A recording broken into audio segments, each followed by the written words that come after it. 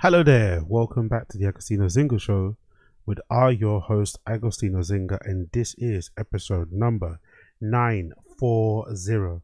That is 940 of the Agostino Zinga Show, coming at you live and direct from an undisclosed location somewhere in the depths of East London. How you doing? How you feeling, ladies and gentlemen? How you doing? How you feeling? Great, amazing, good to know, good to know. How am I? Not bad, all things considered, not freaking bad. I just actually got back from a pretty decent, pretty good, pretty spine tingling gym session today.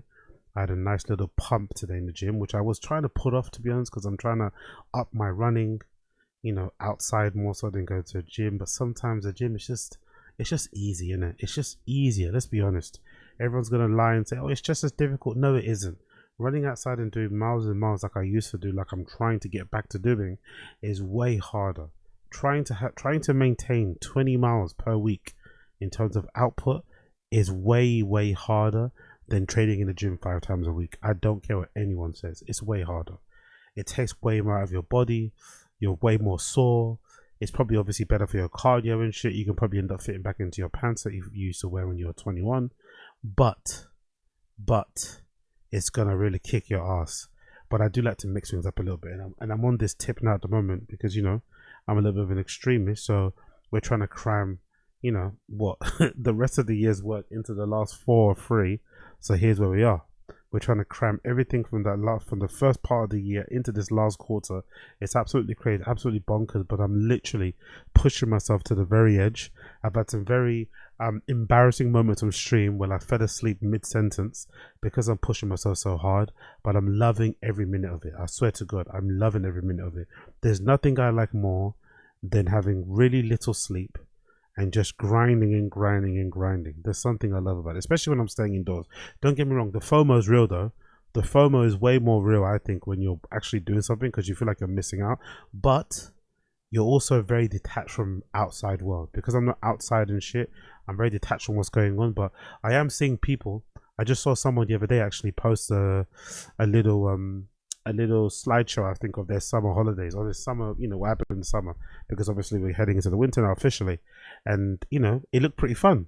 Loads of parties, loads of festivals. I saw some forest raves, which is quite sick to know. I didn't know those were going on anymore, but I saw them. They included the forest rave. I was like, oh shit, people still go to forest raves. I remember that was the thing I used to go to all the time when I was in my fucking Olympic level caning days. I'd love to go to a forest rave. And in case you're wondering what a forest rave is, it's exactly what it says. It's exactly what it says in the tin.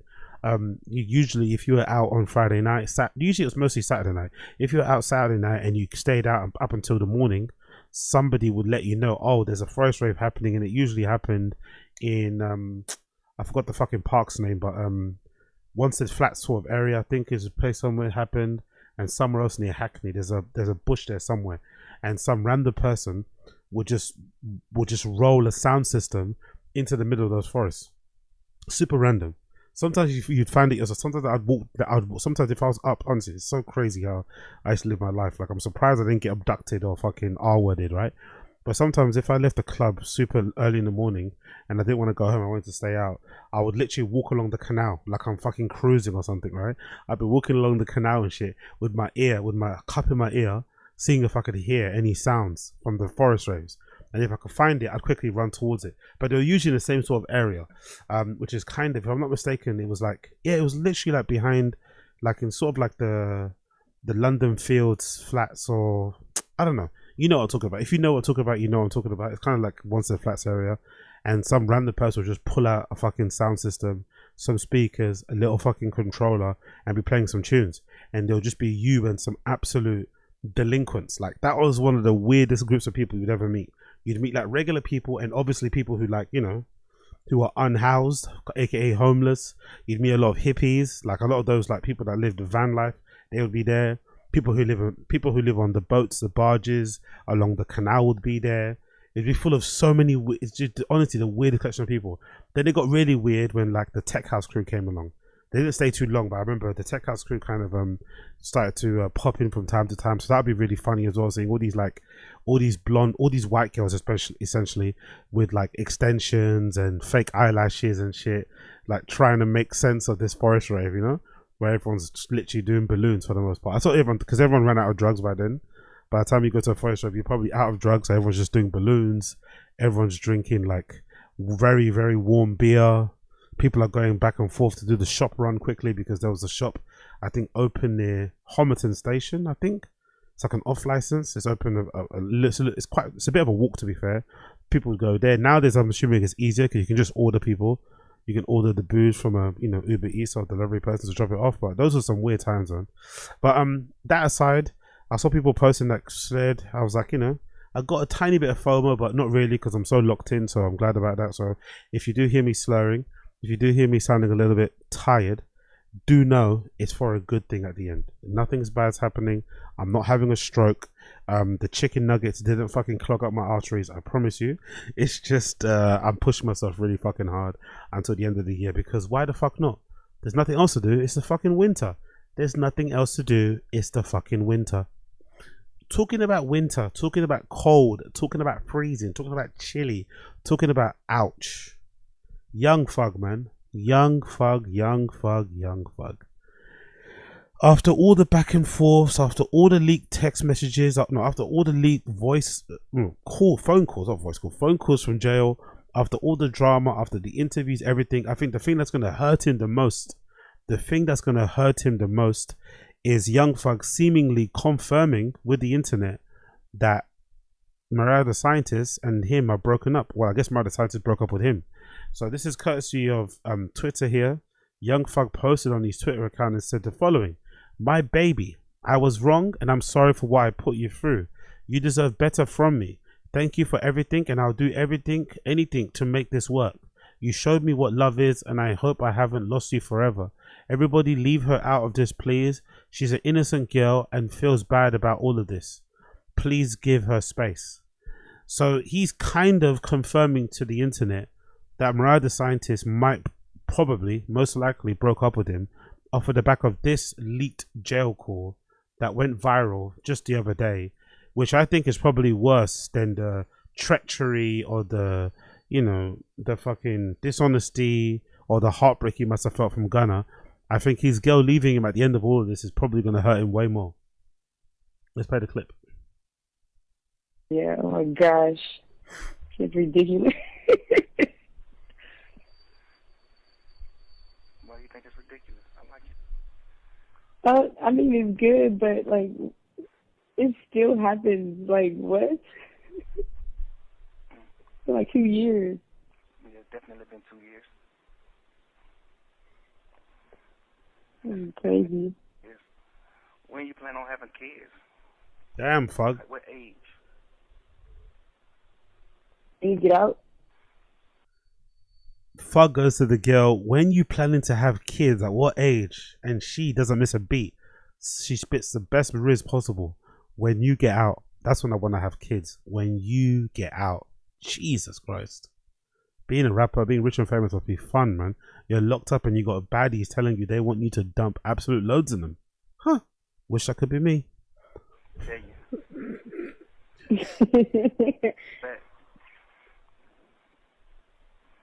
But when you come home, I have kids. yeah. Wow. So as you could imagine, when this got leaked, you'd imagine if you're Mariah the Scientist, you're like, you know what? Enough is enough, man. Enough is enough. And according to that tweet that Thug put out, she decided, you know what? We have to call time on this. And I have some thoughts. My first thought when I heard this was, Young Thug, I think, was essentially focusing on the wrong thing. Let's be honest. I know it was a RICO. I know it was a serious there was serious charges levied against him. I know he was facing football numbers, if not life in prison, if convicted. But a part of me just wonders, why was his focus so much on the outside? I've always felt like whenever people get locked up, it's usually a come to Jesus moment. It's usually a time for you to kind of reassess. Even if you're going to go back to living that same lifestyle, being on the street, being involved in crime, even if you're going to go back to that lifestyle, it's a time for you, a chance for you to reassess everything. Even your relationships, your fucking side pieces, your friends, your family, you reassess everything because you're forced to sit down, take stock and fucking whatever.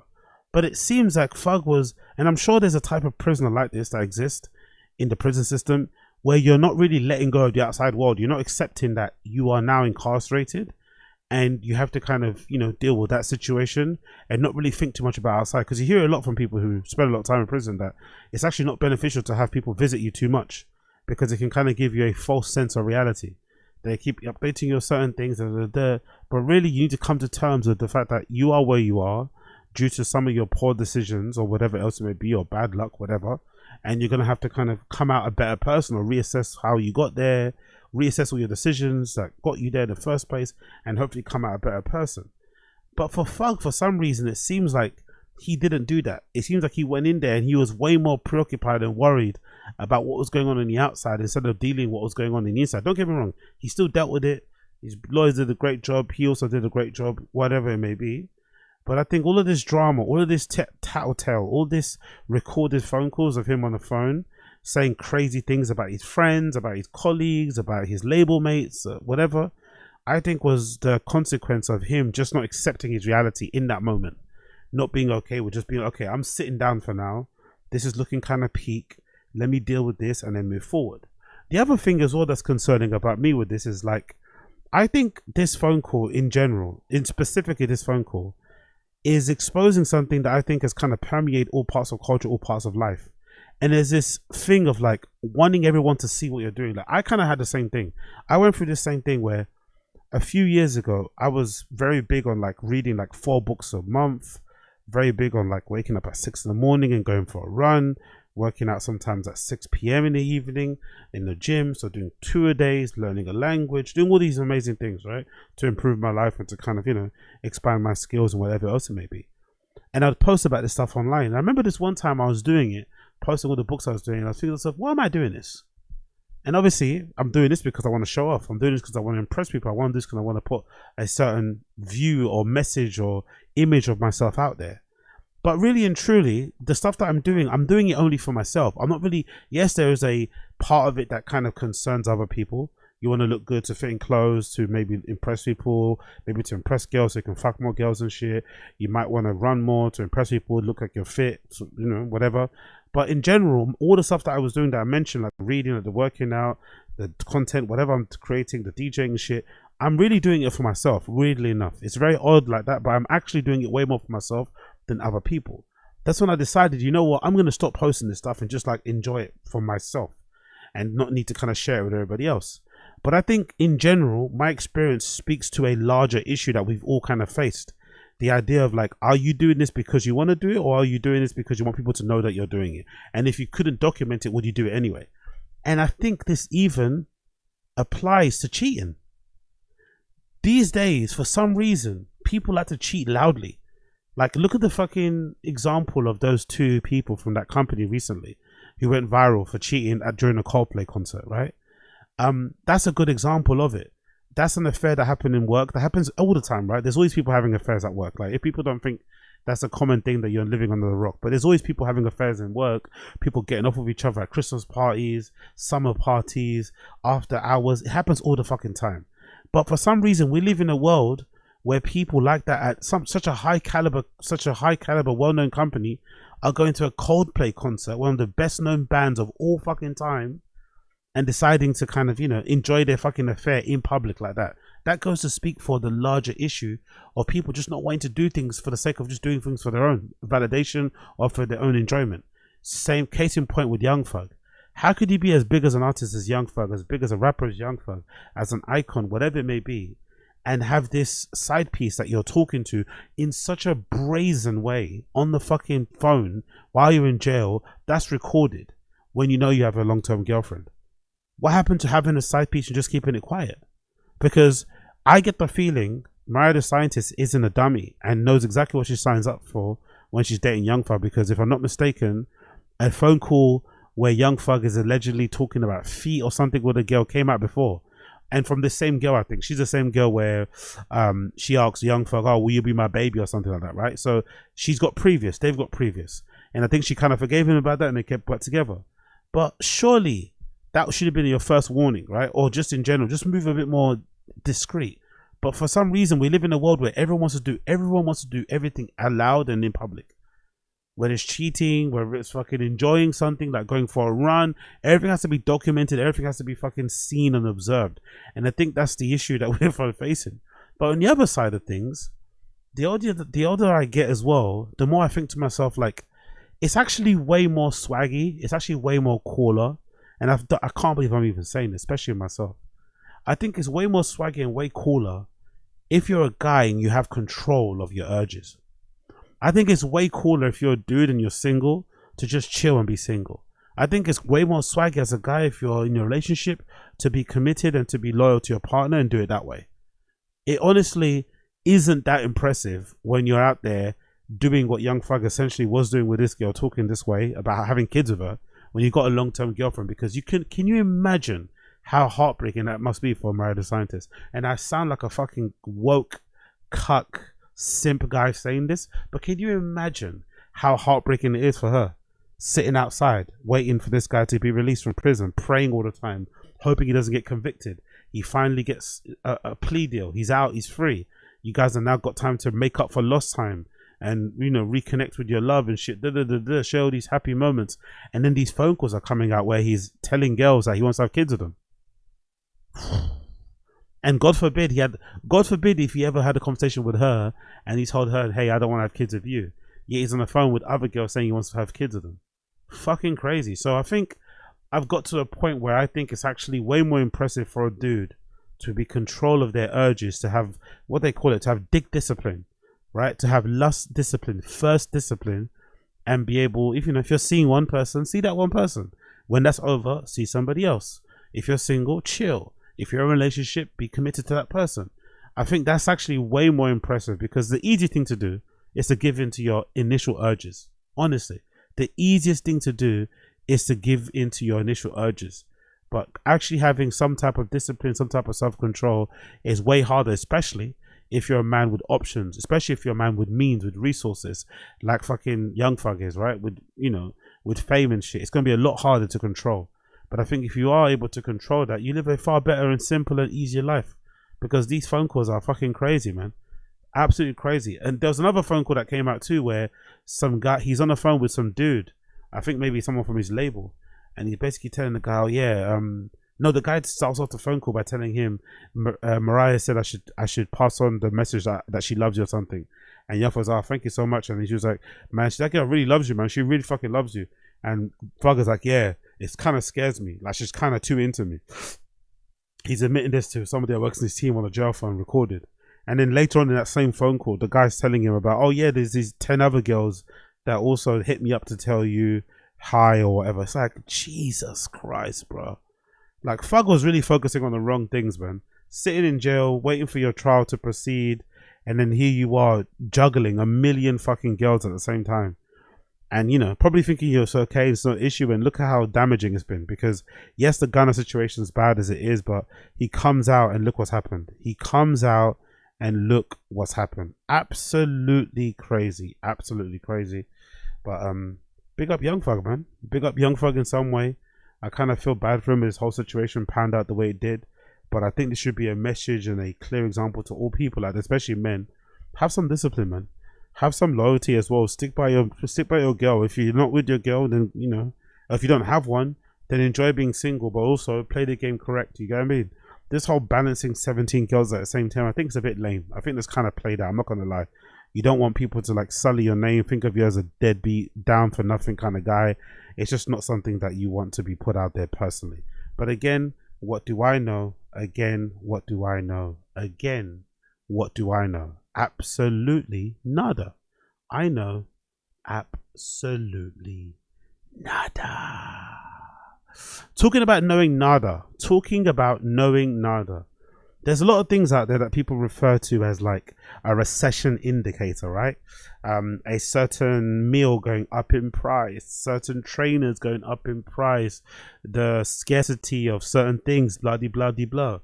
But I think one of the biggest indicators that we're in a recession or that we're facing hard times and the economy is down is this influx that I've seen of these young women, especially in England, who are getting convicted or caught with drugs, smuggling drugs, whatever it may be. In this particular story, it features a British woman who got caught with some cocaine in Dubai, But I've seen a couple of stories, and this doesn't, it doesn't fucking discriminate in race when it comes to British girls transporting, trying to smuggle drugs for a quick payday. That for me is a big example that we're in a recession, because these girls who probably know way better are willing to take a chance on, getting a quick bag to just move their life that little bit further. And what the saddest thing about it is that they're not really doing it because I think these sort of like risks of like trying to smuggle drugs into the country are only worth it if the reward or the money you're going to be paid is life-changing money in the meantime, right? In the immediate, sorry. So life-changing money in the immediate, I would say, would be anything north of 100 grand. Or let's be fair, anything north of 50 grand, which would be most people's, I guess, like yearly salary. That is probably worth the risk of like trying to smuggle in some fucking weed, some coke, some whatever. You might as well say, if you're really down bad, I can understand taking that risk. But doing it for like a couple of grand, doing it for 5 grand, 10 grand, it's just not worth it. And some of these girls are getting, some crazy numbers when it comes to prison sentences for doing this as well. And it also adds up to it not being worth it if you're getting like 5+ years and you only made like, 5 grand off of that thing. It's fucking crazy.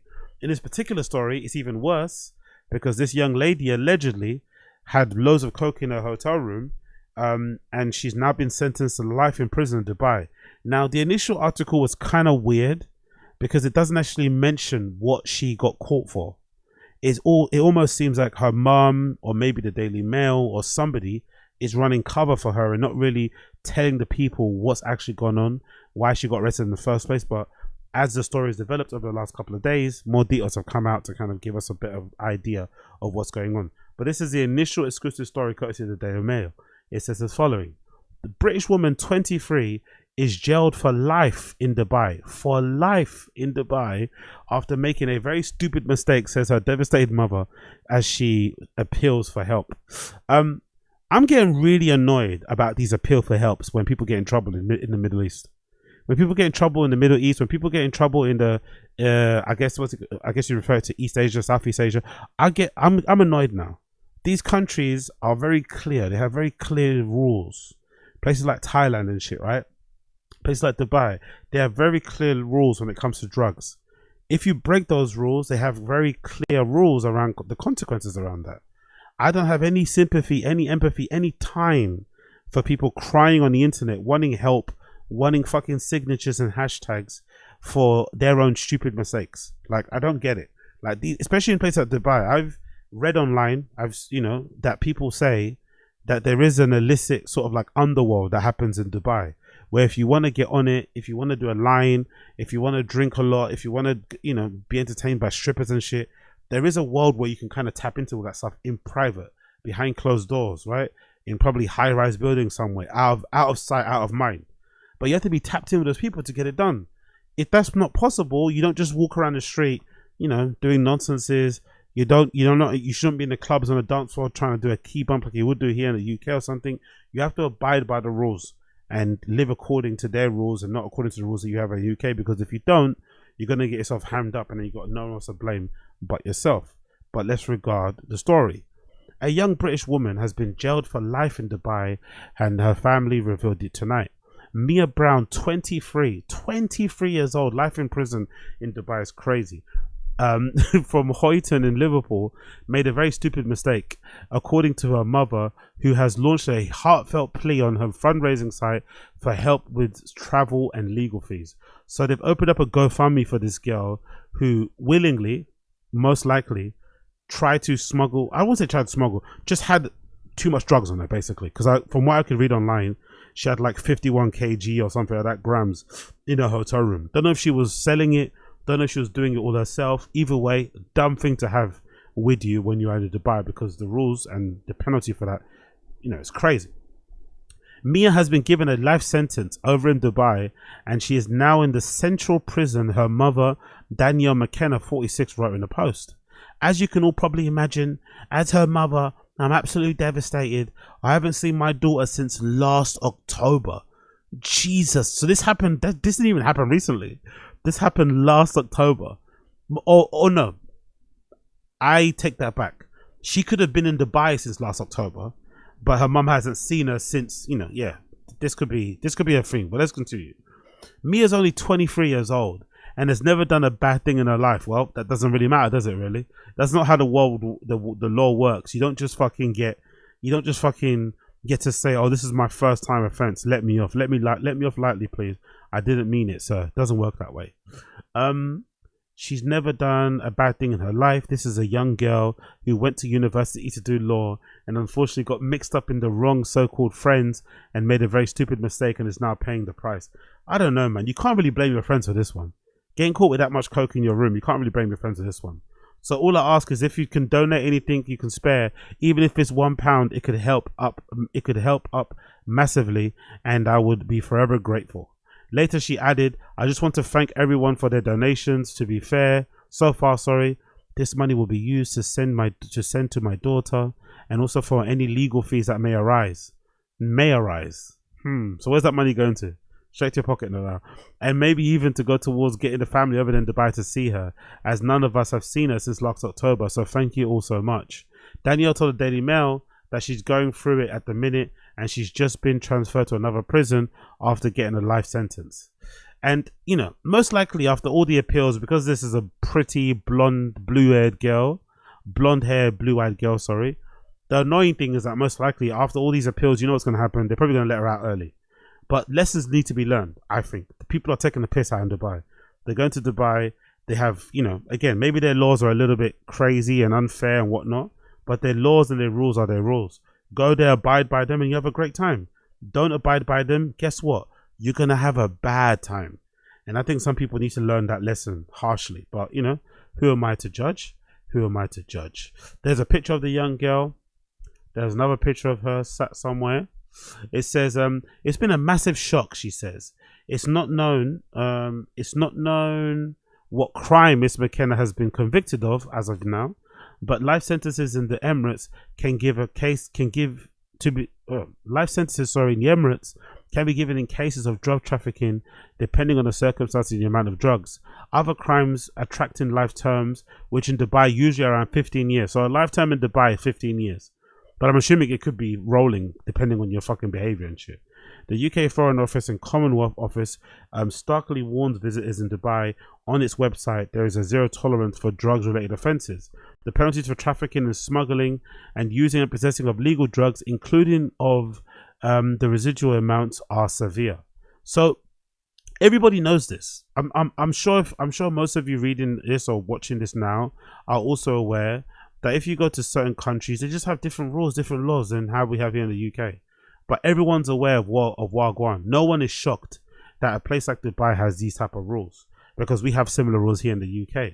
And I think for me personally, when I go abroad, I'm sure some of you guys are the same, but when I go abroad, I usually have an understanding of what I'm walking into before I leave. I'm not going abroad just blindly hoping for the best. So these people that do this and kind of try to live the life they live in the UK over there, I just don't understand it. I really, really don't understand that type of recklessness. It just seems so idiotic. It continues. Sentences for drug trafficking can include a death penalty in Dubai. Can include a death penalty. Possession of even the smallest amount of illegal drugs, including cannabis, can lead to a 3-month prison term or fine between 20,000 UAE dirham, or 20,000 dirham. And 100,000 dirham, which is roughly between 4,000 and 20,000 pounds. The Emirati authorities count the presence of drugs in the bloodstream as possession. Oh my God, I didn't know that. So if you get drug tested and they find drugs in your system, that can count as possession. Holy shit, that is scary. Holy shit. You don't need to have it on you. Just having it in your bloodstream is enough for you to get a fucking prison sentence. Fucking hell. Some herbal highs and products containing cannabis, CBD, are illegal in the UAE. So basically, if you think about it, right, the UAE is not a place that you go to enjoy whatever stuff that you like to do in the UK or wherever you are in Western Europe over there. Personally, I'm a big believer, and this is weird coming from me because, you know, I like to party, but I'm a big believer in you should kind of do as the Romans do, as that phrase goes. So wherever you go to party, wherever you go to holiday, wherever you go to vacation, you should kind of live the way that they live out there. If you go to a place where wine's the big thing, you drink the fucking wine. If you go to one place where they don't do any drugs at all, you don't do any drugs at all. If you go to one place where booze is what you go, I mean, you acquiesce to your surroundings, but you don't try and copy whatever you do at home. Like, honestly, if you're a weed smoker, put down the fucking joint for 1 week, for one weekend, and just enjoy the sights and sounds of places of where you're at. Enjoy maybe falling asleep and dreaming for once, right? Because, you know, when you smoke too much, you don't really dream and shit. You don't have to always continue doing what you do at home when you go on holiday. Sometimes it's actually nice to have a little bit of a break, especially when you're on vacation, and just have a different type of a high. Maybe you have a high of a cigarette. Maybe you have a high of a glass of wine, some good liquor, some good food, some good company. It doesn't always have to be the same high you have at home, because the punishments are definitely different. The penalties are definitely fucking different. There's a picture of the girl with her mum. Of course, her mum is saying, oh, she made a mistake, like, you know, making excuses for her.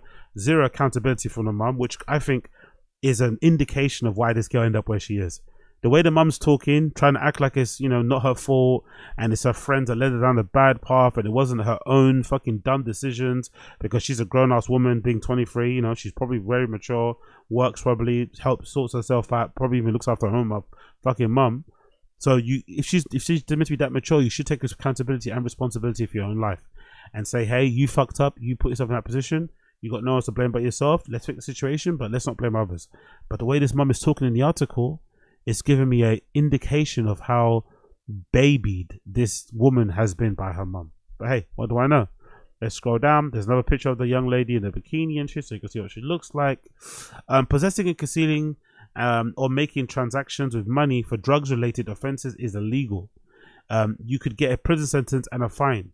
UAE airports have excellent technology and security for detecting illegal items, including cannabis. So if you even, like, honestly, imagine the balls you have to have on you to try to smuggle some weed into Dubai. Imagine the cojones you must have on you to try and smuggle weed into Dubai. Fucking hell. This is also used as scan baggage and transiting passengers. You can be arrested for carrying drugs, even residual amounts. So I'm assuming Dubai is one of those places that if you go to, you have to clear your whole wallet. You have to disinfect your wallet. You have to steam it. You have to clean all your cards or your key, anything that might have residue on it. You just have to fucking deep clean it, steam it, you know, whatever you can, disinfect it. Because even if you get caught with residual in there, you're in trouble. And you have to make sure before you leave that you're not fucking high too. Because if they fucking drug test you on the spot, you're fucked. The FCDO spokesperson, which I don't know if that's illegal or not, but hey, said we are supporting the family of the British woman detained in UAE. The fundraising page with a target of 1,600 has already raised just short of £700. Personally, I don't think they should be raising any money. Personally, this girl committed a crime, got in trouble for it, faced the consequences. I don't see how you're getting a GoFundMe for this, but hey, we live in a weird world. But there's a development to this. The Daily Star has actually told us what she's in prison for, kinda, and they're alleging that it could be because of 50 grams of cocaine, which kind of puts a different spin on it, right? It's a bit more of a serious crime now, right? So let's go through the Daily Star article that kind of gives us more details on what she could have been in possession of. A British law student held in a hellhole Dubai jail was arrested after being caught with a stash of cocaine. Her devastated mum has revealed. Mia O'Brien, 23, was jailed after she was found with 50 grams of Class A drugs worth around 2,500 in the UK. So even, yeah, just, if you're gonna get caught with coke, you might as well get caught. You might as well get caught with a brick or half a brick. Getting caught with 50 grams is nothing really, isn't it? That's. The Liverpool student was arrested in the Middle East and pleaded not guilty to drug offences in court, but was convicted by a judge after a day-long hearing on July 25th. She was fined also $100,000 by the court. The petite blonde is banged up in a cell in a notorious prison dubbed the Alcatraz of Dubai, with 6 other inmates, mainly Nigerian criminals, her mum says. She's with the Nigerians. She's with the Nigers. Her mother, Danielle McKenna, told the Daily Mail, she's absolutely devastated. Mia feels that she has destroyed her life as she wanted to be a lawyer or a solicitor. Yeah, that's out now. That's completely out. That's out. I speak to her, but she can't say too much on the phone. Danielle said that Mia has just made a stupid mistake after flying to Dubai to see a friend and her boyfriend. She insisted Mia paid for her own flight as she's a bit of a savings and nobody paid for her flight. adding that she's not one of those wannabe influencers. She kind of looks like one though, Mum. Mum, I'm not gonna lie, Mum. She kind of looks like one, Mum. She kind of looks like one. The mum of 5 said she doesn't think Mia was asked to bring anything back, but she was caught with cocaine in an apartment. So what happened then? I wonder how she got caught with the drugs. Did she like get caught at the airport, or did she get caught when she was on a night out? Because I've heard of that happening. Right, there was a gym instructor or some guy I saw with loads of tattoos who was on the news as well. Who if I'm not mistaken, I think he got caught taking a bump in a club. They arrested him, and then they went back to his hotel and found loads of drugs in his room. You know, so I'm not too sure. Was she doing the drugs in the club, or did she try to smuggle the drugs out of the country into the UK? Mia was asked to bring anything back, but she was caught with cocaine in an apartment. It was about 50 grams, and there were 2 other people, her friend included. They have been charged with drug dealing. I don't know whether the friend's boyfriend was a drug dealer, but I feel like it's okay, I get what they're trying to say. The mum is trying to insinuate that the boyfriend may have been some sort of drug dealer who may have stashed whatever he had in their room. If that's true, that's some scummy shit. If that's true, that is some fucked up scummy shit. Unbeknownst to her, unbeknownst to your girlfriend, using a hotel room as the stash spot is fucking wild. That is absolutely wild. And also probably handing the fucking bag with paper or plastic gloves to not get your prints on it. That is some scummy shit, man. That is really fucking crazy. And then when she gets arrested, just turning off your phone or snapping your SIM card in half and shit. Absolutely crazy. Mia was said to be devastated by what has happened, said Danielle. She is going through a living hell. We previously told how Mia is serving her time in Al Awi prison in central Dubai, which has faced horror allegations by former inmates and abuse and rape. Jesus. So what is this? Is this a prison where like it's mixed with men and shit, or are they counting women on women rape? Danielle said that Mia's prison conditions are horrendous and revealed that how there are no staff really, and she has to bang on the big door if she needs anything. That just sounds like a regular prison to me. She told how Mia has seen fights and is really scared. I bet she is, bro. I bet this young lady is. Imagine going to Dubai to go meet your boyfriend, your long distance boyfriend, and obviously have a little bit of a hot girl summer, enjoy yourself, take some cool pictures, and then you end up in a Dubai prison that's called what? The Alcatraz of Dubai, in a cell full of like Nigerian scammers. Of course you're going to be a little bit scared. It continues. Danielle said the heartbroken Mia had cried down the phone to her, begging for forgiveness. But she insisted, I just was so shocked and heartbroken. She never done anything like that. She's never been in trouble. She's not a drug taker. Parents, these type of parents are the worst, isn't it? I'm not sure which is worse. The parent that always thinks the worst of you, the parent that doesn't give you the benefit of the doubt, or the parent that gives you all the benefit of the doubt and can only see you like a fucking angel and can never picture you doing anything bad. I think maybe the latter might be the worst, right? It's like the same thing when a parent of like a notorious fucking gangbanger, guy gets in trouble or dies or something, and they start crying, oh, this guy was such an angel, sweet. No, he wasn't. This guy was a demon. He was terrorizing the streets. He was putting crazy numbers up on the scoreboard, you know what I mean? Knocking off mad fucking ops or collecting mad hats, as they say. And now the mum is out and fucking on the media like, oh my god, my baby was an angel. Was he though? Was he an angel, or was he terrorizing people? I don't know what has happened, but she's old enough to make her own mind up. I definitely don't think she's going to sell drugs or bring them back. It was a lot of drugs, but there are others involved. She's just been caught up in it. But again, what's the mum talking about? Doesn't it sound like the other people got arrested too? I don't know what she's talking about. The room where she stayed in, she was with 2 other people. According to the mum, they also got arrested. So what's all this? Oh, she's on around like what? Everyone responsible has been locked up too, I think. No, Mia has not paid the court's 500,000 dirham fine, but is due to have an appeal in the next few weeks. Danielle revealed Mia is hoping to be sent to the UK to serve her time. Yeah, right. After Ramadan, when Dubai authorities grant clemency to crime prisoners. A fundraising page set up for Mia has been deleted for violating guidelines. It emerged today. Wow, they deleted the fundraising page. I wonder why. I wonder why they deleted the GoFundMe. Is it because she's in prison for like a drug crime or something? Interesting. Yeah, that makes sense anyway, because that didn't make any sense. If you're arrested for like offense like that, you shouldn't really have a GoFundMe. You know, you committed a crime. Unfortunately, you have to just, you know, bear the consequences of it. If anything, again, her being blonde, her being white, her being blue-eyed, she's gonna be okay. Someone's gonna find this case and they're gonna sort something out. But it's just insane, isn't it? How this is becoming so prevalent, so common. These young British girls deciding like to take these crazy chances, especially the ones who are from the account of the mum, who are pretty well behaved. It just seems so wild of a fucking chance to take, but it also shows just how desperate people are. People are truly desperate, truly hungry, truly starving, and they're looking for any opportunity to get a leg up. And I think most of it is like, I don't know, it's a leg up to just for basic things. Maybe to clear a debt, maybe to buy yourself a car, to get yourself a driving license, like little things. It's not even that crazy.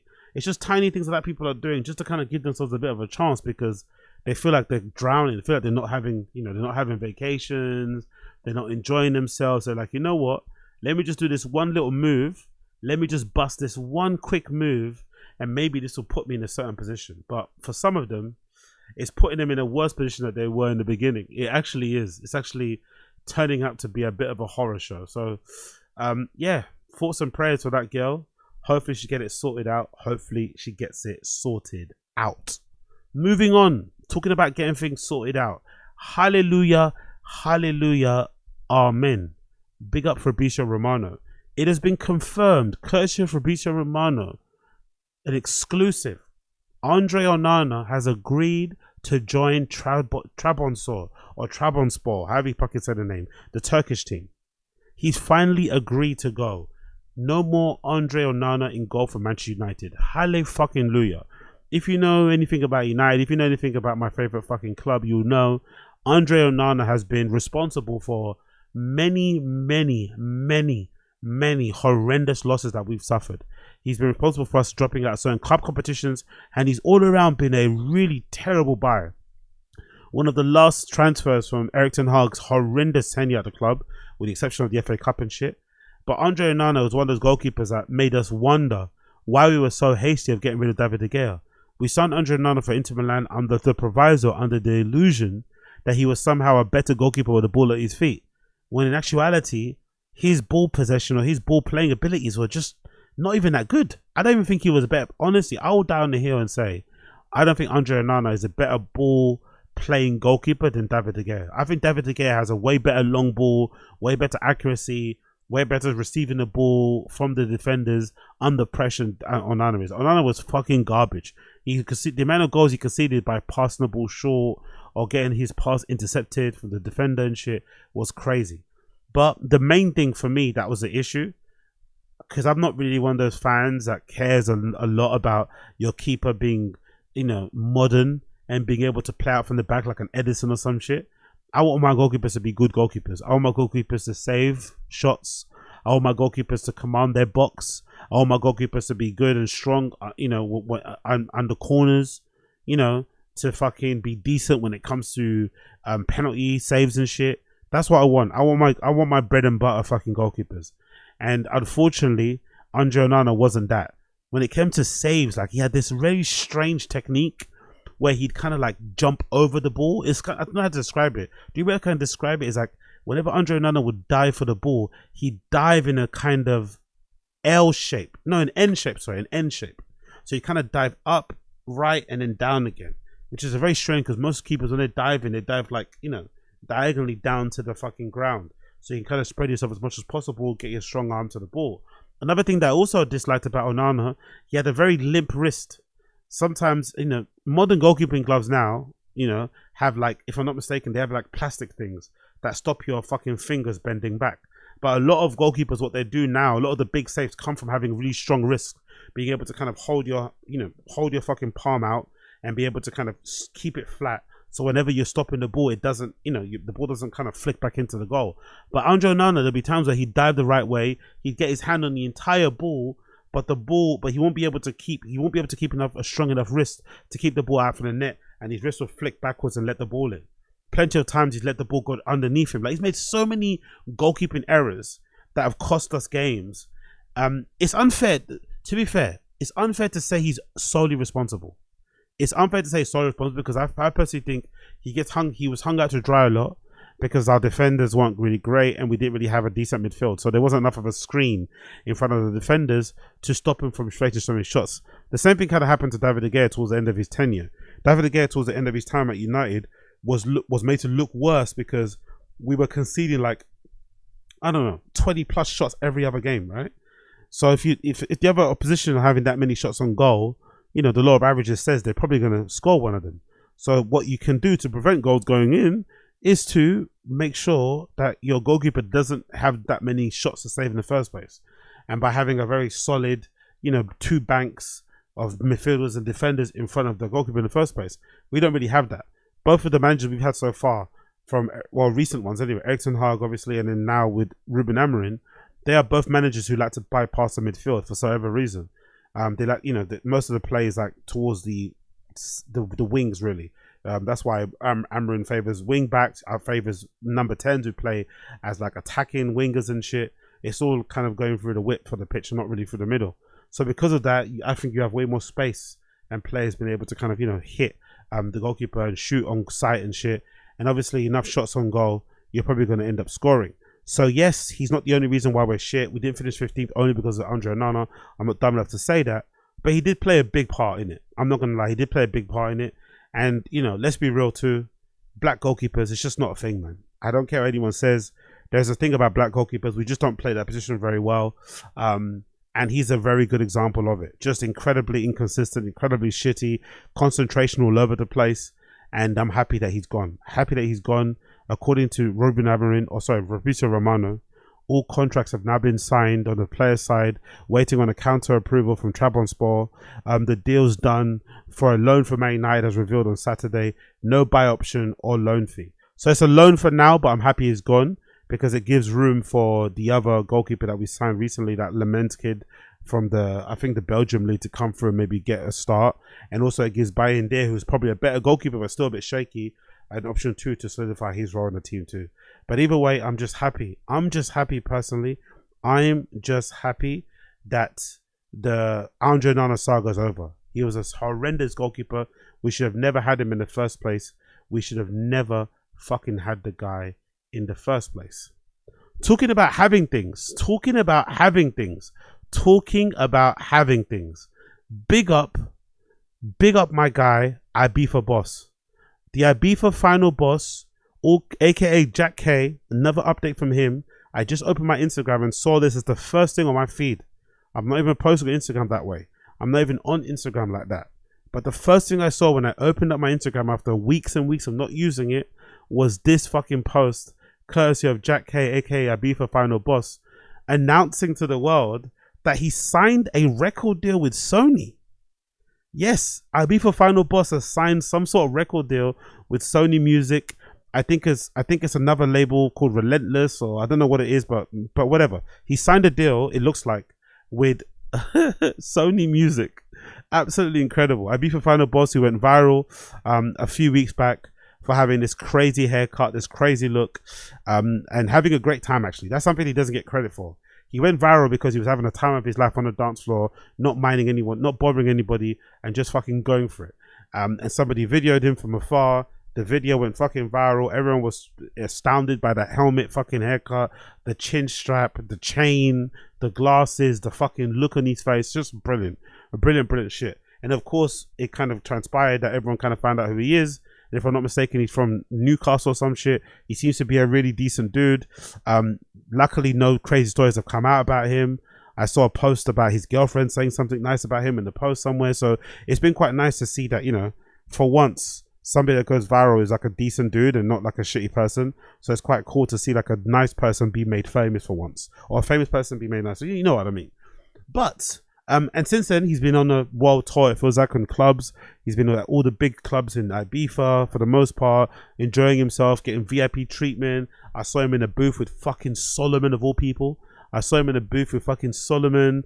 I saw him meeting fucking Patrick Topin at Creamfields and a bunch of other people, right? He's been fucking living, right? Let's actually check, actually. He's been fucking living last time I checked. I think he's who's he hanging around here? Is that Fred again? No, that's Fish, right? Is that Fisher? I think that's Fisher. Is that Fisher? Full of the Fish TV? Is that Fisher? Who the fuck is this? That must be Fisher, right? Yeah, he was hanging around with Fisher recently. Who else has he been with here? He's been at the Palm Beach Club in Ibiza, which I think Palm Tree Beach Club? Is that Wayne Lineker's club or someone else? No, that's somewhere else. So Palm Beach is in Palm Beach. I'm not sure what that's about, but he was there doing I'm assuming some hosting thing. He was out in Ibiza again just the other day. He's got a video here where he's enjoying himself on a yacht. He even tagged a yacht company called Endless Yachts. I'm assuming they sponsored him, right? Endless Yachts. So he tagged them in the post because he probably is getting sponsored by yacht companies now. Endless Yachts at Ibiza. If you want a yacht, get at them. They're the best in the business. Yes, and you know what I love the most about it as well? You know what I love the most about it? I think this happens a lot with Northerners. Northerners are very family, friend orientated. So I love the fact that loads of other posts you see, he's not just out by himself, surrounded by the hoes, which he probably could be, right? He could be out there by himself, surrounded by the hoes, but instead he's out with the mandem. He took all his boys with him. All his boys he brought along on the ride. He didn't just enjoy this fucking fame. He didn't just enjoy this virality by himself, which he could have easily done and no one would have blamed him for. He brought all his boys along with him. That's fucking sick. Honestly, I love it. I love that he brought all his boys along with him to enjoy this moment as well.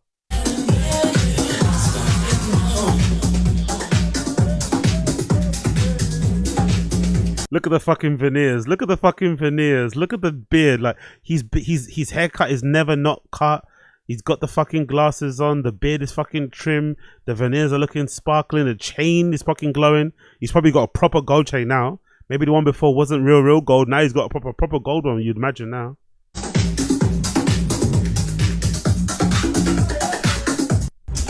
Endless Yachts at Ibiza. If you want a yacht, get at them. They're the best in the business. Honestly, what a view. Big up him. And then of course a recent update is this, courtesy of his fucking Instagram, where he looks like he's pictured with somebody from Sony Music, an executive called Carno Beats. Big up Carno Beats. So the caption says as follows: if this can happen to me, it can happen to anyone. I love the inspiring message, by the way. One day you're just living your life. Next day you've gone viral. Next thing you know, you're signing a record deal. Honestly, big up Ibiza Final Boss. Mad, unreal, out of nowhere. I'll never stop being grateful. This is all because of you lot. Every share, every laugh, every tune, from Ibiza Final Boss to this new chapter. Dreams do come true. Where should we take this first? Fucking insane, innit? This guy went viral for just raving. You know what I mean? Having a good time, basically. And this is what something also shouldn't be lost on people. He went viral for raving, having a good time, and also being himself. Because I go out quite a lot. I've been out quite a lot. I'm probably going to go out again quite a lot. But I've never in my life seen someone looks like that. I'm sure some of you guys can agree. I don't think in my entire life of raving, I've ever seen somebody who looks like Ibiza Final Boss. So he got rewarded. The universe rewarded him for being himself. Even though he probably gets cussed out by his friends. His friends are probably they're probably the worst. You think people on the internet are mean. I'm imagining his own friends are probably always cussing him about his fucking haircut, right? Cussing him about that beard, about the glasses, about the chain, the look in general. They probably get on him. But he just keeps himself to himself. You know, this is my look, I do my thing. He stayed the course. He kept on being himself. He didn't fucking, you know, fold under the pressure or whatever it may be. And now look, he's being rewarded for it. And again, he's been rewarded for just enjoying himself on the dance floor. Not yapping on a dance floor, not recording himself on a dance floor. He got recorded by somebody else enjoying himself and he went viral for it. And now he's got a record deal. Now, the funny thing is, a weird thing is, there's probably going to be people out there, artists especially, who are going to be really pissed off at this. Like if you're out there grinding, if you've been making songs in your fucking bedroom for 30 plus years on your fucking MIDI keyboard, posting your fucking EPs and your albums on SoundCloud and getting like 10 plays, if that, you're going to look at this and you're going to be kind of pissed. And I get it. You should be pissed. But let's be honest too. This blessing was never going to come your way. This blessing isn't really about him being a fucking high caliber producer. This blessing is mostly about him being very famous now, very clouted, very viral. And, you know, Sony saying, hey, if we can somehow siphon some of that virality and kind of push in direction of plays and streams, maybe we might be able to have another, you know, money-making scheme here, another way to generate some income here for ourselves and, of course, for the artists. That's what they're looking at, solely at that. Because this guy's already got, what, 200,000 followers? Yeah, and these are all legit, by the way, because this is a person who's got, this is like a quote-unquote nobody who went from a hero to a zero.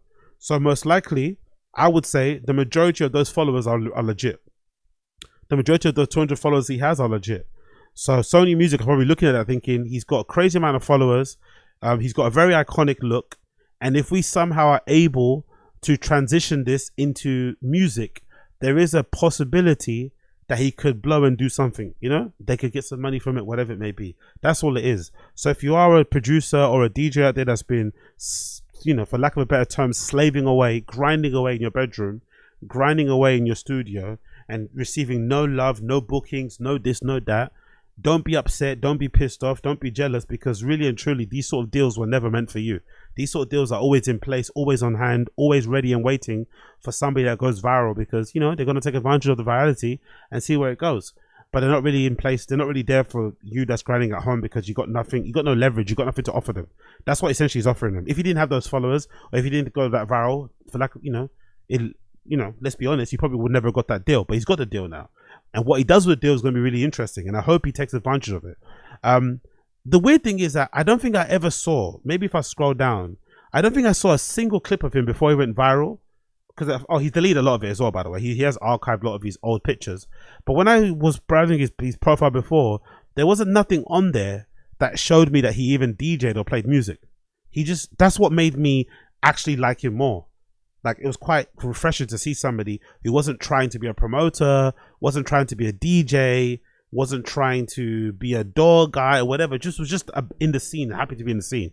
Because nowadays I feel like anybody that, and I'm kind of the same, I'm kind of guilty of the same thing, but anybody that kind of gets in the scene and becomes passionate about dance music eventually wants to become a DJ and shit. And I don't think you need to do that. Sometimes it's just good just to enjoy the raves, have a good time. You don't always have to fucking play the music or whatever, or be involved in that way. Just being involved by dancing and being a part of the community is fucking just as fun, I think, in my opinion. But what do I know?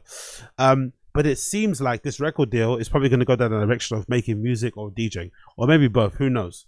I'm hoping you got a fat advance.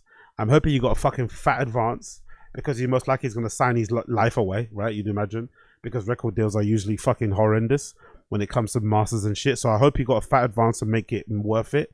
And yeah, I'm eager to see how this kind of plays out. Really, I'm eager to see how it plays out.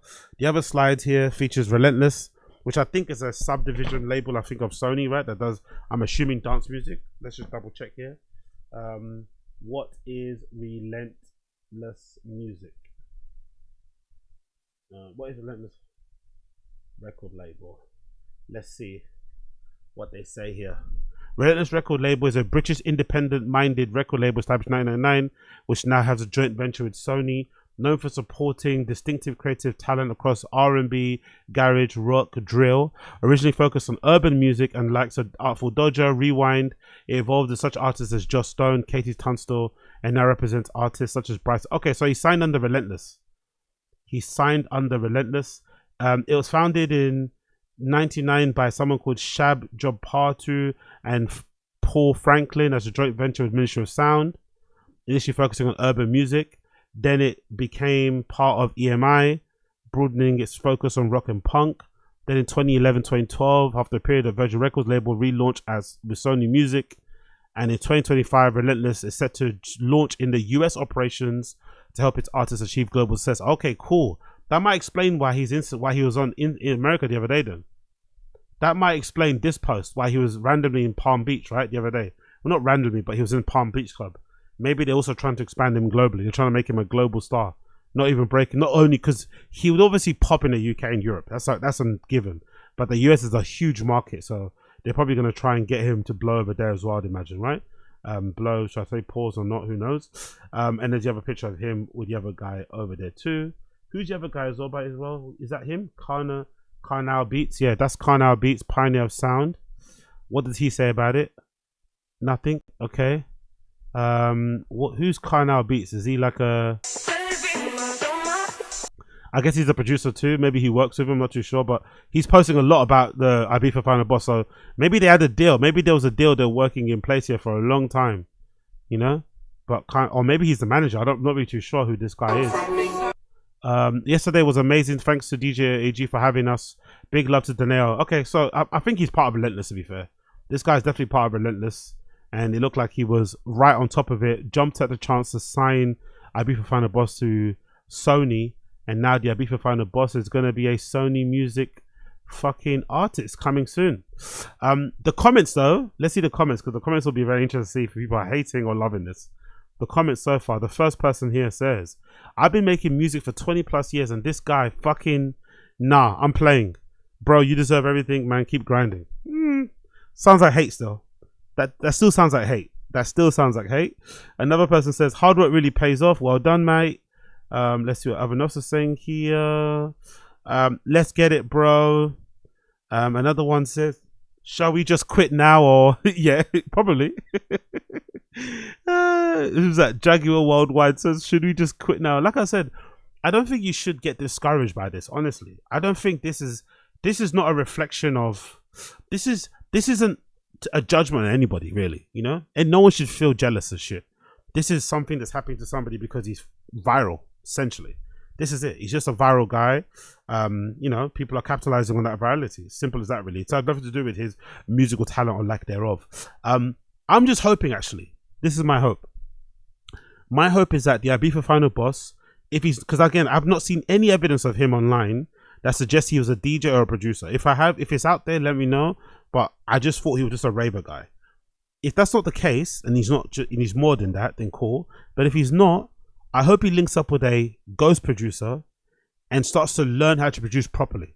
Puts out his first record that probably isn't going to be done by him, maybe done collaboration with a ghost producer, but learns how to make music from the start. Don't just rely on the ghost producer to make the songs and the hits for you. Try to learn how to produce yourself in collaboration with a ghost producer. Why do I say that? Because I think the real mistake somebody like a Peggy Goo made, and again I have no evidence of this, but I feel like the mistake Peggy Goo made when she came out was that I feel like that first tune that she blew off, I think was made by a ghost producer. That's my theory, because subsequent tunes haven't been as good or even in near the realm of that. So it leads me to believe that most likely that first tune that she did, which was I forgot the fucking name of it now, that most likely was made by a ghost producer. Now the problem is, once those ghost producers go away, or maybe that relationship deteriorates, and now you have to rely on yourself, or you have to use another ghost producer, maybe it's not as good, it immediately shows. It's obvious, the dipping qualities. Like, oh shit, you're fucking terrible. What's going on here? It's like buying views, right? Oh my god, I can tell by the video, the comments and shit, the likes, that most likely this views don't match up with anything else going on there. So that's what I think happened. So I hope with that Ibiza Final Boss, he learns to produce. As it's a bit backwards, because you should obviously be, you know, you should kind of earn the right to get a deal like this by showing that you are competent and a good producer and but regardless, he's got this because of his clout and his virality, so congrats to him. So I hope he takes this and as an opportunity to learn on the go, learn on the job, you know, so that the records, so that over time you can see the progression, instead of just like relying on a ghost producer, have a hit record, it go fucking, you know, crazy because of his name, and then the second, third track after that are a bit shit, and everyone starts to think, oh my god, what's going on? But hey, I could be wrong. Another person here says, congrats bro, but please understand the contacts you signing. It doesn't matter. This guy's come from, I would say nothing, but he's a regular dude. He's a regular dude who was probably working a regular job, saving up to go at beef for having a good time. He goes viral, and now he's at the center of dance music. He's at the center of tech house. He's getting flown out to different places. He's got famous people in his DMs, all the biggest DJs following him. Like, he's loving it. So whatever deal he signed, he doesn't give a fuck. As long as he gets a good advance and he's looked after, he'll be fucking happy. So I think when it comes to the real, obviously maybe in the future he might regret it, but I think for now it's all good. Love it. Keep being your authentic self, another person says. So yeah, so far the comments have been pretty good. The comments have been pretty good. No, I don't see much negativity in the comments. Everyone's been congratulatory. Ibiza Final Boss World Tour. Congratulations on your continued success. Well, at least David Guetta will play this for you 100%. Oh, I love this. No way. Come on, bro. Disguise mode. What are people saying? Final Boss respect. Anyone can. You just got to believe, says one person. Maybe you can afford to get a transplant over the penalty spot, or you're dafty. Congrats, bro. But please, okay, cool. So far, all the comments are really fucking good. I'm happy for him, really am. Again, he seems like a good dude. Seems like a chill dude. Nothing crazy has come out about him. No diddling stuff, no weird shit. He seems like he likes his dance music, likes his friends, likes to party and shit. And he's got a good little deal sorted out for him. Hopefully it works out. Hopefully he takes advantage of it, even if he doesn't produce, even if he doesn't DJ, fucking learn. DJing is the easiest thing to do, by the way. Super fucking easy. But if he doesn't produce, he can also learn to do that too. Sit down, learn on the job as you're going, and then when the release drop, it can match kind of his level where he's at. So I hope it works out for him. I really, really, really hope it works out for him. Next on the list, let's talk about this. Let's talk about this because I had no chance to talk about it prior. But let's talk about this. So I'm sure most of you guys are aware that BKCHAT London is back on the airwaves. BKCHAT London is back online, is back on YouTube. The most famous, infamous show in the world, where a bunch of people from England, here in Britain, black people specifically, sit down in a kitchen, living room, wherever, somewhere in some Airbnb, and they basically shout and argue at each other regarding, you know, culture war topics, race topics, relationship topics, sex topics, whatever it may be. Just stuff that you'll see on the timeline. Mostly cliche topics that you just get, mostly that I'm bored of, right? But for some reason, people seem to love it. I think the raw element of it is quite interesting. The fact that they get people on there who don't really have much of a filter, people on there that speak from their heart, people on there that are a bit rough around the edges. I think it makes for an entertaining show. Now, for me, it's a bit brain rot TV to watch. It's on YouTube, of course, but you know what I mean. But it does actually have some good moments, I think, that encourage some good debate, some interesting conversations. And one of the things that happened over the last week was that this guy called Ginga Jay had a very viral moment where he basically started to call out all the black girls on the show, and basically, you know, disrespect them and be really rude to black girls in general, by saying that, you know, they're not submissive enough, they don't do this, they don't do that, that's why he doesn't date black girls. And the whole reason why this happens, because if I'm not mistaken, prior they had a conversation about, you know, race and shit, and, you know, and relationships and whatnot, and preferences. And at first he answered the question pretty well about preferences from his own perspective. It's very difficult to do nowadays because, you know, people really don't really like nuance. There's not a lot of critical thinking going on. You say certain things, it can trigger people, and it can go fucking crazy. And if you're a black man saying that you don't date black women, you're always going to sound a bit nuts anyway. So he did a good job, I think, in the beginning of explaining himself, but, you know, something happened that kind of turned him a bit mad, and he just went off the handle. And this clip went viral on social media, where he basically starts cussing out all the black girls. So let's play it, and I'm going to play all the other clips that happened after the fact, and I'm going to give you my opinion on this whole sordid affair, because I think this is kind of heartbreaking. As much as it's funny to laugh at the guy and point fingers and whatever, I think it's also kind of heartbreaking, because when I watch this clip, when I hear this guy shouting and screaming, I don't see somebody that's scared, because I think a lot of girls online are like, oh, this guy's probably hurt women in the past, or it's going to hurt women in the future, But I just see somebody that's in pain.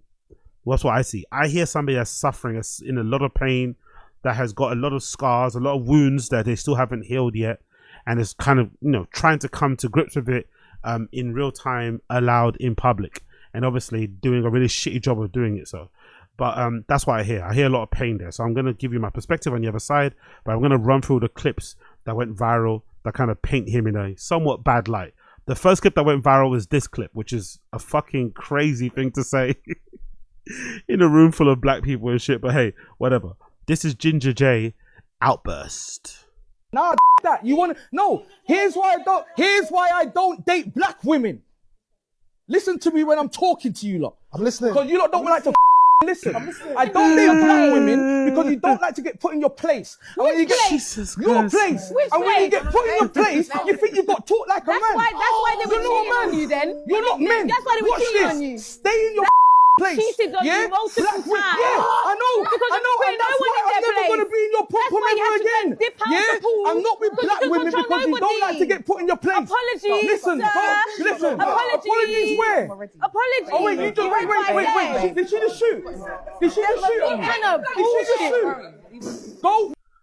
I just don't. forget the pain. I just don't get guys who like find it so easy to argue with women.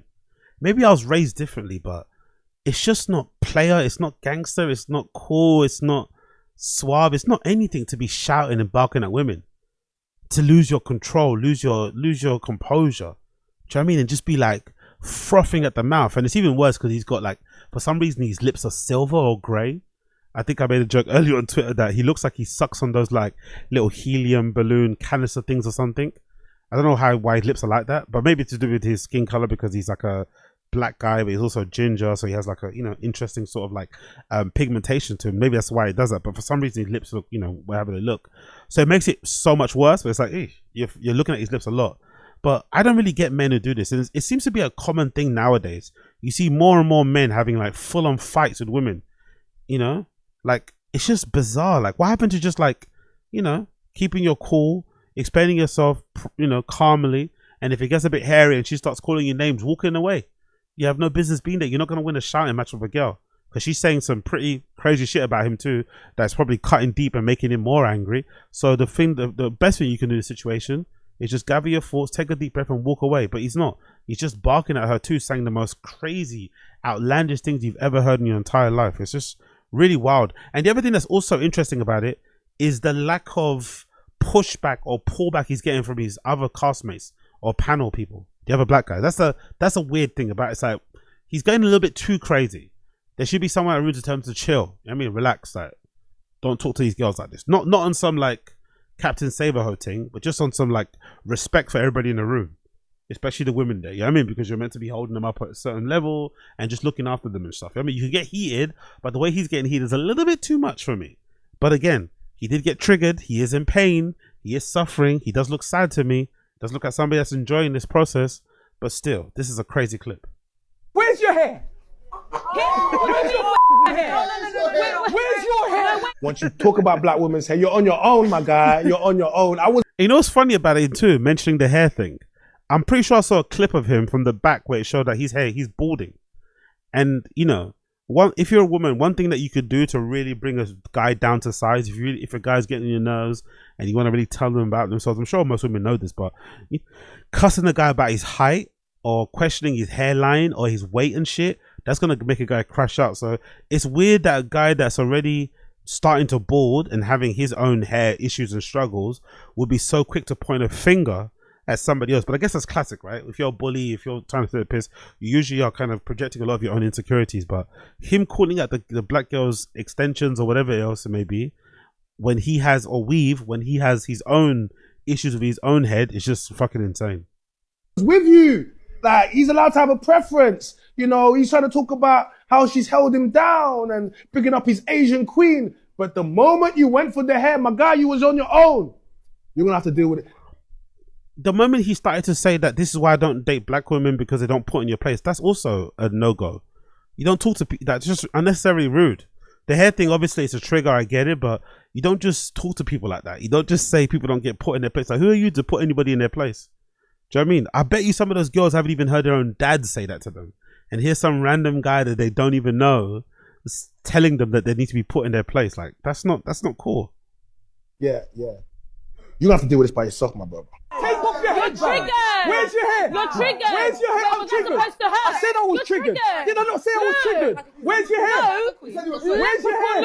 Just because you say you're triggered doesn't make it less triggering. It doesn't make it less, you know, you're still triggered, my guy. Where's your hair? Show me your hair. No, he's brave. He's brave. Take off your eyelash. Take off your eyelash.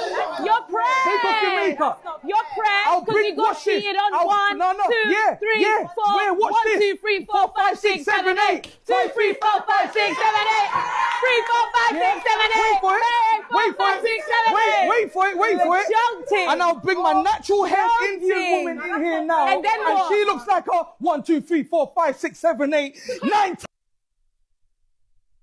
I don't think that hits the way he thinks it does. So your Asian wife is a 1, a 2, and a 3 and a 4. What? You should just went straight for the 10. And my wife's a fucking 10. Like, you shouldn't. I don't know why he started with a 1. He should have said 10. You know. 10 on your blog. But the crowd was silent. The crowd was silent. Fake hair. The crowd was silent. But yeah, like I said, like I don't know why he's talking about fake hair when when he turned around, you could see, you know, there's a little bit of a horseshoe going on there. But one guy, bigger this guy in a grey, he did try and settle him down. That should have happened earlier. He should have been told to calm down and chill by his cosplay because he's disrespecting a black woman, especially on episode 1. It's a bit too soon. So anyway, that's the first one that went viral, right? He went viral for that. Everyone went crazy about it. Then obviously, because he went, you know, this is what happens when you go viral on the internet for saying some crazy shit. Then his girlfriend, his wife, I guess, that he was bigging up and praising, also went viral because he was obviously cussing out black women and essentially making it seem like black women are less than other women, other races in terms of beauty, in terms of desirability, whatever it may be. So obviously the girlies, and this, you know, judging by that girl's avatar, she's a girl, she found what this guy's girlfriend looks like, and, you know, let's just say there was some very silent insults being thrown. No one said nothing aloud because the girls are smart and they're you know, they're a bit clever and conniving. But people saw what her girlfriend looked, what his wife looked like, and they started throwing some shots. And it's really unfair because, you know, she had nothing to do with this. It wasn't her fault. She wasn't involved. She's just minding her business. And a man who's got a big mouth, he's volatile, he's short-tempered, and, you know, he's basically got himself in trouble. And now she's being ridiculed online for her looks, for her weight, whatever it may be. And people are sat there questioning, thinking, hold on, how could you hold black women to a certain level and judge them so harshly on their looks and their attitudes and whatever when you're dating someone that looks like this? Which is unfair because, you know, there's nothing wrong with this lady. I'm sure she's a fucking great person in IRL, but it goes to show you what happens when you go viral for saying some crazy shit. Everybody around you gets, unfortunately, bears the brunt of it too. Anyway, that went viral. He decided then to do the worst thing possible and jump on Instagram Live and try and clap back to people, and it didn't go well either. Because he said the following: I said, take off your wig. I said, show me your hair. And I've said it numerous times in my life. Numerous times, because I love to see black hair. I love it. It's better than the wigs. So take off your wig and show me your hair. He's trying to shift this into some empowerment thing. It's not gonna work. Do you know what I said before? He looks like Benzino, innit? I don't know, something about him is very Benzino-ish. Especially even the energy, the anger, the rage, the fucking, you know, the old man face, because he's probably quite young. He's probably not as old as his face looks, but he's giving me Benzino energy. Either way, clever attempt. I admire the attempt to try and spin it as like, oh, I was trying to empower the women by telling them to take off their wigs, by questioning if they have hair, by poking at their insecurities, by doing a low bloating. That's what I was trying to do. I was trying to actually empower them. I was trying to help them. Clever attempt, but unfortunately not clever enough. Because I'm tired of you being fake. Okay, simple as that. That's one thing explained. Whether you like it or not, that's what I said, and that's why I said it. I'm not the first black man to say it. I'm not the last black man to say it. And many more will say it because we are tired of black women wearing fake wigs because they have beautiful hair. All black women have beautiful hair. Whether your hair... He's trying too hard. He's trying way too hard, man. You're putting too much on it, man. Too much sauce on it. Too much. Relax. Nah, black women are the best. They're beautiful. I'm just trying to help them. Trying to uplift my black queens. Brother. We heard what you said. It's as bold as mine, black women. You know how to grease it up and shave up the sides and make it look good. Because that's what black people do. So take off your wig and show me your hair. So that went viral. And then another thing that he done that I thought was really, really in bad taste and probably not the best idea. He decided to film some skit. And I hope the woman involved in it didn't get hate, but I assume she's probably going to get some hate thrown her way too. He filmed this skit with this, I'm guessing she's a comedian. I don't know who she is. Taking piss out of what he said and kind of, you know, trying to show that he is maybe a fan of black girls. And I think this was very, you know, ill-advised, done in poor taste, and just a bit cringe anyway. My dating experience with Ginga Jay. Oh my god, where are we going? I told you, Saudi. I told you. Saudi. No way. Oh! Come on, babe. Oh, for me? I told you, it's all units, Saudi Arabia, all of that, it's all going down. Sweet, like look at this, just for me. Cringe. I'm so excited. That will be £1,000, please, sir. What is it? That'll be £1,000, please, sir. 1,000. is light work for you, babe. You've got this. Come on. Come on. Saudi.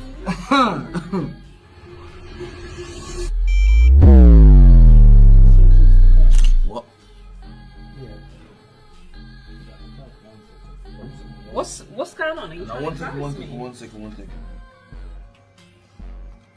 Oh my days. Babes, I was booking a holiday to Saudi. I picked up the wrong card, baby. So yeah, very ill-advised, very cringe, very lame. Tried to make light of the situation, and inadvertently got some random girl involved in it too, who probably is getting their fair share of hate too, as a way to kind of counter some of the narrative that he put at himself, that he doesn't date black women because they're not good enough or don't get put in their place. And he decided to film this weird skit. Then Cream, is her name Cream? I think her name's Cream or whatever her name is, from RTM, big up her. She also, I guess, saw this and the other things and had her words to say about him as well. That went viral too. So I have a donut of the day, possibly a donut of the decade, and it goes to Ginga Jay, who thought that it was okay to go on BKCHAT London and show his disdain and think that it was all right to disrespect black women. Yeah. Donut of the day also goes to the men who gave him a safe space to think that it was all right to disrespect black women. I'd let her punch me in the face, I'm not gonna lie. I'd let her punch me square in the face on some mad one. Urgh. I'd let her punch me square in the fucking face. God damn. Donut of the day also goes to the women on the panel who thought that he weren't talking to you lot and you lot were also black women. Donut of the day also goes to the girls that were laughing that like to dress like black women but think that it's funny when they disrespect black women. When I tell you self-hate is real, because Ginga Jay is actually mad because he didn't get the blackness that he actually really wanted. We can go preference for preference all day long with the guys, because those guys on the panel, enough of them don't meet anyone's preference.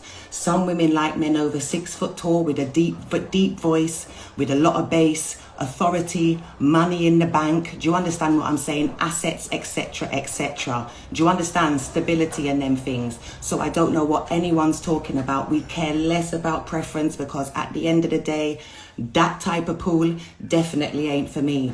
I wish I was on that episode to fix you the way that you needed to be fixed. Oof. Don't say that to me. If you said that to me over the phone, I'ma fix you the way you need to be fixed. God damn, man. My wee wee is hardy. An angry black female, you're the type of woman that you don't want to date. You are. Look in the mirror. How dare you tell a girl to take off her wig and show you your real hair, then get all fired up and take off your hat, forgetting that your hair don't start to the middle of your hair. What are you doing? You lot are absolute donuts. Donut of the day. That's fucking brilliant. So big up Cream for that one. Absolutely tore him apart there. It just kept getting worse and worse. And obviously, somebody also posted a bit of a clip from the beginning as well, where he started off somewhat calm. A lot is going on right now. Too many people are triggered. I'm not just going to put it on Ginger. The girls, like, everyone's triggered right now. Can you see my popcorn? No. Because he hates black women! I hate black women. It's okay. Exactly! I hate black women. Exactly! I hate black women. Quang. Breaking news! Ginga Jay hates black women. How many of you black women give a fuck? I hate black women. Jesus that Christ. Act the way how these women are acting. Because it's only black women that seem to have this attribute. You won't find no other woman in no other culture that's able to act in the mannerisms that a black woman does when attitude starts to creep up. Not one. Come on, man, brother, man. You can't be talking like this on some fucking big channel, bro. Jesus fucking Christ. But hey, man, I guess he's come to that point of view because of his life experiences, so I guess it is what it is. And then we've got another clip here that features what happened in the aftermath. This is the aftermath of that whole crash out. This is what happened after the filming of that crash out, because people were saying, oh, why didn't anyone step in? Why didn't anybody fucking stand up for the women there? And it seems like he had everybody on timing. It seems like he had everybody nervous, everybody shook. No one wanted to calm him down. And if anything, he crashed out harder after the filming than he did when the cameras were on. If that's possible. If it's possible, he somehow crashed it out way worse after the camera stopped recording when he was behind the scenes than he did when he was on camera. Fucking wild. This is Ginga Jay after the crash out. Fucking thing because they're black. I fucking told you, Carl. This fucking black thing fucking annoys me, bro. Black, I'm black, so you have to fucking love me. No, I fucking don't. No, I fucking don't. That should be a sample. You have to black out the love. You know I don't. That should be a sample for something. Jesus Christ. Fucking black women. Also, always fucking black women on some high horse. Do some black woman shit. Do some black woman shit to make me fucking respect you as a fucking black woman. You're not all sitting there and you done shit for no fucking black woman in your life. But what have you done then for them? What have you done for them? Why do they have to do everything for you? If you have your preference, you have a preference. Why do they have to meet your standards? Why can't you meet their standards? What the fuck's going on here? The fuck out of here. Black women respect black women. You don't even fucking respect yourself. You haven't even got fucking black extensions on your... To be fair, everyone is trying to come. There's a guy literally trying to hug him from behind, and he's not having it. So maybe the criticism of the friends and everybody else trying to calm him down is unfair, because it seems like people did try and step in, but he just wasn't having it. He just wasn't having it. Hey, the fuck we talking about? About I hate my mother. I hate black women. How can I hate black women when I just told you I come from one and I'm empress? My mum's an empress. I don't like the way how my mother moves. So why? What you can. It's pretty easy to hate people just because your mum happens to be black doesn't mean you're gonna love all black women. That doesn't work that way. I don't think it works that way, to be fair. And he's also demonstrated it. I pick a woman that moves like my mother. The fuck are we talking about? But because we're black, I can't say that, right? And because I'm a black king, I can't talk about black women like that, right? And I can't date out my race, right? Because I'm black. Fuck that. Take your black shit to yourself, man. Take your black shit home. Like I'm not black. I'm fully black. My parents are black. Dark. This is some Nigel Farage shit, isn't it? I'm waiting until he ends up on GB News. I'm waiting for how long it's gonna be until he gets announced as a presenter on GB News, bro. He's on some mad thing. Yo, pause on that one. I'm not too sure if I'm gonna get offended by that. My mum is blacker than you, my boy. Like, what does that mean? Like, what? Why is that random guy catching strays? Why you say fuck me for? Fucking black women always do this shit. I'm a black woman, so you just hate me because you don't want to fuck me. I don't want to fuck you because you don't fucking behave yourself. You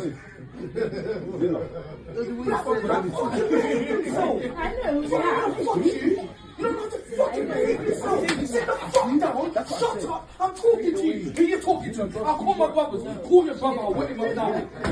And they call their brothers, and what happens? You've now got beef with their family because she's got brothers, and they taught her how to be a bad girl. I don't know if you said that. I'm chatting shit. And then now you've got a baby, man. You've got beef with your family.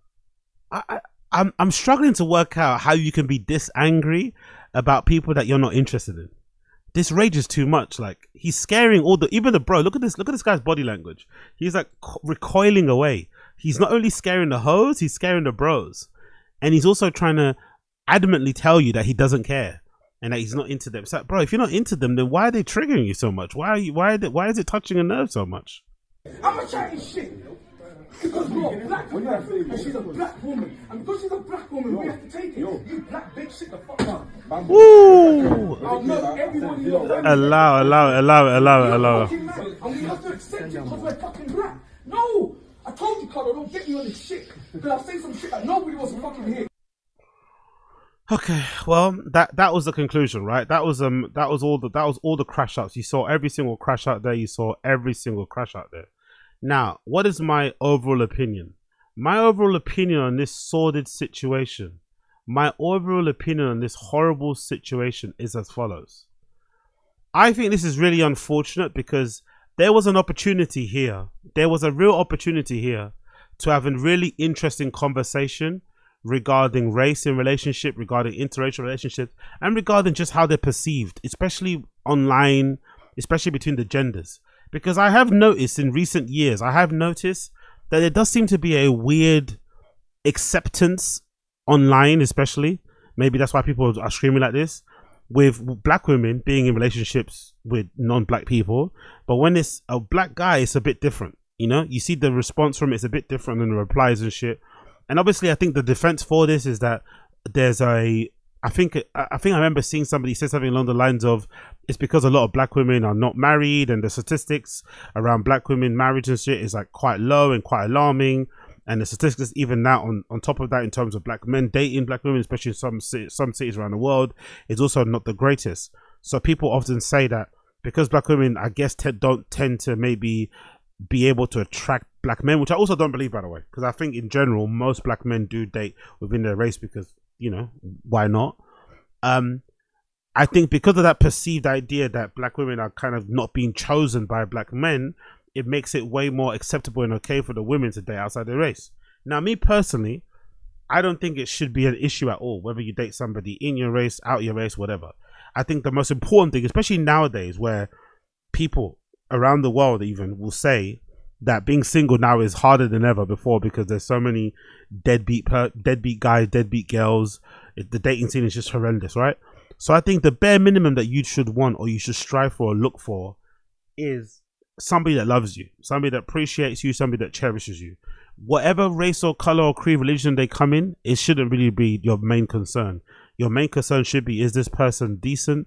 Is this person trustworthy? Is this person loyal? Is this person serious? Whatever your needs be. Does this person love me? Does this person respect me? Those should be the main things. It shouldn't really be the race. That shouldn't be the most important thing. It maybe it's a factor in terms of preferences and shit. I get it, because sometimes, you know, you like what you like. But I think the main thing should always be about the character of the person. And because, you know, sometimes that's not the case, people sometimes, I think, end up in weird situations. Regardless, I think the race thing shouldn't really matter, especially in a multicultural country or multicultural city like London. People cross paths, move around, I just think you're cutting yourself off. You're cutting yourself off from potentially finding a soulmate, from potentially finding the love of your life, where if you just limit yourself based on, oh, they have to be the same race as I am. You should be open to love in all shapes, sizes, colors, or creeds. Now, the issue, I think, in terms of the whole race thing, especially when it comes to him, I feel like it comes from, obviously, which is the obvious thing to point out, that it comes from a place of like rejection. I think he's in this place, he is shouting the way that he's shouting because he's got his heart broken. Maybe when he was younger, he wasn't chosen, he wasn't picked, he wasn't, desired by black women, and that hurt him deep to his core, and he's held on to that resentment, and that resentment has kind of guided his dating preferences, I think, which is bizarre, by the way, right? Imagine being into certain types of women based on pain or suffering you fucking went through in the past. That seems fucking crazy to me. Usually you should have preferences based on what you enjoy, right? Or what you like, what you desire, as opposed to things that you don't have. But whatever. I think that's where it comes from. I think he kind of got his heart broken by black women, maybe black men also, maybe black women also. Maybe black men also kind of maybe came to this, have led him come to this kind of place. But either way, I think it's way more to do with him and less to do with the black women. So if you're a black woman and you're watching this, or you watch that clip, you shouldn't feel bad. I'm sure you don't anyway, but you shouldn't feel bad. I think his issues are way more to do with himself, an internal thing. But I would have liked to have seen that conversation be done in a very respectful and somewhat constructive way, because I think there's a conversation there to be had around how preferences kind of develop and work and kind of get there. Because I remember there was a time when I was growing up, especially early on. Now it's different, to be fair, but I think early on, especially in the area that I grew up anyway, because I kind of grew up mainly in like Custom House, Canning Town, Beckton, you'd say predominantly black areas and shit. And I grew up in an era where, like, being a black guy like myself, who, I don't know, for lack of a better term, I know it's cringe, but I kind of describe myself as maybe like let's say an alt black guy, right?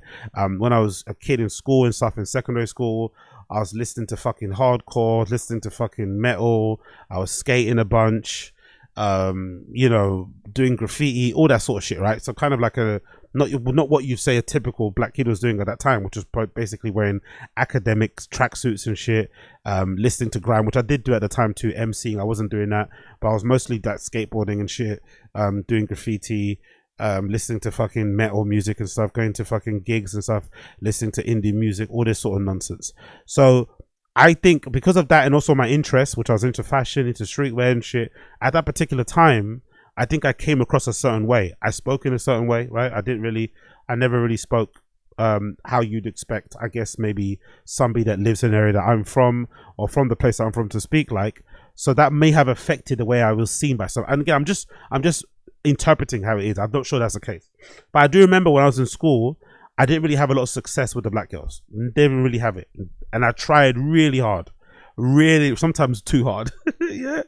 I remember this one particular time in church, because for some reason, when I was a kid in church, we had like this little crew that I used to hang around with, and we used to call ourselves Draw Dégage. And obviously, you know, imagine going to church and drawing girls, but that was the thing that we do, because we went to a really popular big church called KICC, Kingsway International Christian Center, and we used to have these they used to have these big things. I think is it IGOC, International Gathering of Champions? Yeah, every summer. And like it would be like this big conference where there'd be like this massive tent where there'll be loads of people praying and preaching and shit throughout the week. They would invite, you know, pastors from across the world, pastors from America, like TD Jakes will come and preach. It'll be like a week-long event, and everybody from London, basically from all the black churches, will come down. And obviously you'd have loads of girls that would come down, so we, you know, trying your luck. So I remember trying my luck, trying to, like, you know, and I'd get no's. Some yeses here and there, but for the most part, I'm one really distinct memory that kind of burns in my soul till this day. I remember trying to draw this. I remember trying to draw this one girl in church. I think I must have been like 16 or something, right? And if I'm not mistaken, I did the worst move possible, which was like telling a friend to go to the girl and say, "Hey, my friend likes you," which is not a good idea. Unless you're fucking like, you know, unless you're a 10, unless you're a cute, don't do that. And I wasn't cute then. I'm not cute now, but you know what I mean. So I remember my friend going up to this girl. I've seen him from afar. He's walking up to this girl and taps her and says, "Hey, my friend likes you over there."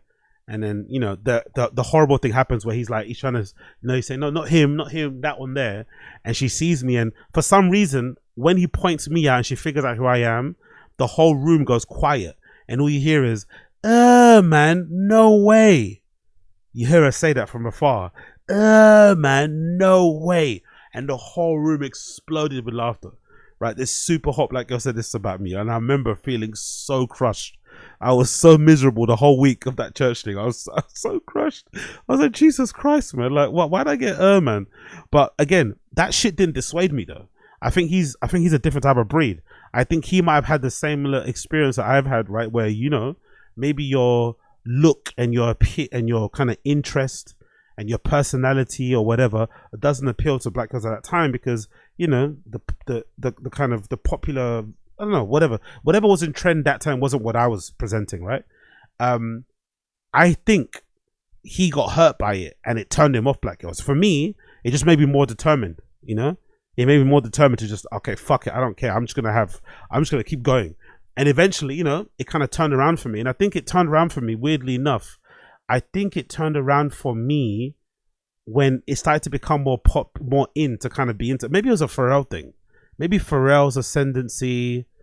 It was a little bit before Tyler the Creator's time, but there was something happening in culture. I forgot what it was, but something happened in culture where it became more cool to like be into, or to not, you know, to for black guys to exist that look like me, that were maybe into skating, that maybe into other types of music, whatever else it may be. It became way more acceptable, and then I noticed a shift. I think I noticed it maybe around university. I noticed a shift of like, oh shit, I'm getting more interest from black girls, which is pretty sick, because, you know, there was a time where I wasn't getting any.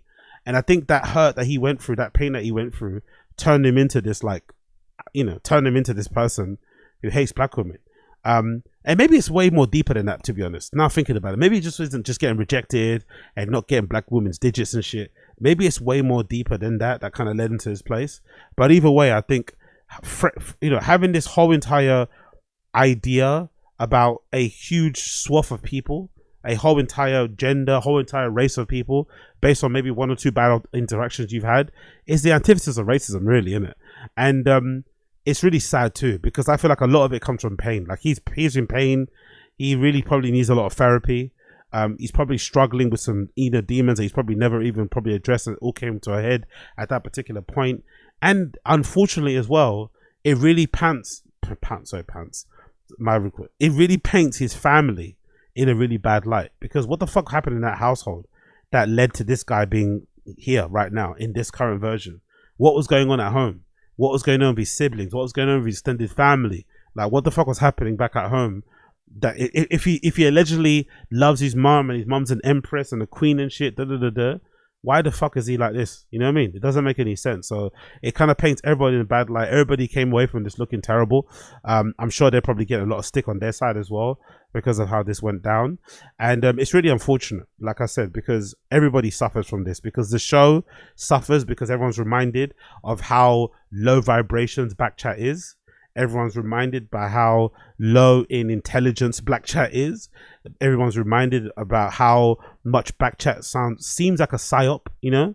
It feels like a bit of a psyop to kind of bring black people, especially in England, down. We're already struggling, I feel like, to kind of, you know, not struggling, but we're getting to a place where we're sort of like asserting our position. There's like black, you know, there's black kids in general who are on social media becoming millionaires now. The music industry here is popping. Everyone's kind of doing a thing. And slowly but surely coming to a place where people are figuring shit out. And, you know, stuff like this comes around. It just kind of paints us all in a really, really bad light. Because it's really low vibrations. It's really fucking ghetto in the most insulting, disrespectful way possible. And it's just not necessary. It just really isn't necessary. Like, if this didn't exist, we all would be way better off, you know? If backchat didn't exist, it really doesn't add anything to the culture. It doesn't add anything to us as people, and if anything, just brings everybody down and makes you kind of question your fucking sanity and the reason and question your will to live, really. So that's really, really unfortunate. The other thing that's really unfortunate about the situation, which I think is a bit over the top, the other thing that I think is really unfortunate and is really over the top is this update, right? Courtesy of Gabos, who's Gabos Media. So allegedly this guy Ginga Jay was a host or a judge or something to do with this rap show, this rap battle show called PenGame. And I guess they've now basically, you know, fired him from his role because of all the backlash that came from that viral clip. They put out an official statement that reads as follows: Dear PenGame community, PenGame would like to make it very clear we do not condone the behavior displayed in recent videos involving Ginga Jay. As a result, he'll be stepping down from co-hosting on the platform. He will still appear on coming videos to be released from our last shoot, but he will not feature in PenGame rap battle episodes going forward. We sincerely apologize for our audience and anyone that was harmed in the comments made, as they do not align with our core values. I personally think this is a load of bullshit. I think PenGame were too hasty with this decision, and this is a crock of shit. Because if this is a rap battle league, a rap battle competition network, whatever it may be, there's probably people on this show that have said far worse things in their raps about their opponent, about people in general, as a way to kind of, you know, get across their art, get across their point, than anything that Ginga Jay has said. And this is not like a corporation. It's not like he's working for fucking Barclays. He's working for PepsiCo. Like, he's working for a rap game. You know, he's working for a PenGame. Like, there should be a little bit more understanding of what went down and not done all this stuff. Even if they did decide to part ways with him, I think putting out this official statement, it just makes his life worse, you know? It just adds more fuel to the fire. And I don't think it's necessary because, like I said, I don't think that Ginga Jay guy's a bad guy. I think he's obviously going through it and suffered a lot in his life and probably needs some therapy. And he's obviously choosing the wrong way to deal with his fucking pain and suffering by insulting, you know, a huge swath of people. But I don't think he's fundamentally at his core a bad person. I don't think he's going to hurt women in general, physical or anything. I think he's hurt himself. But I think he has suffered a lot greatly through what he said publicly. I think he's getting all the lashings that he deserves. And he's obviously going to learn, I think, a lesson from this. But what he doesn't need is a pylon. You know, it's just not necessary. It's been a week now of non-stop pylons. I think PenGame coming out at the end and saying this is just unnecessary. It's just going to add more fuel to the fire, which is not necessary right now. And like I said, it's a rap league. It's a rap battle thing. Like, I'm sure there's somebody on that place that said far, far worse, fucking worse than him. So I didn't really like this in the end. But again, as I always say, I'm a big believer in, like, you know, basically freedom of speech. But I'm also a big believer in freedom of consequence culture, as they say, right? Where you can say what the fuck you want, but also you're not free from the consequences of what you say. So maybe this is just, you know, this is in line with one of those things where he tried to be edgy. He tried to say what he says. He wanted to be honest. He wanted to kind of give it to them. And now he's getting it given to him. But it's a really unfortunate way to end this fucking sordid affair.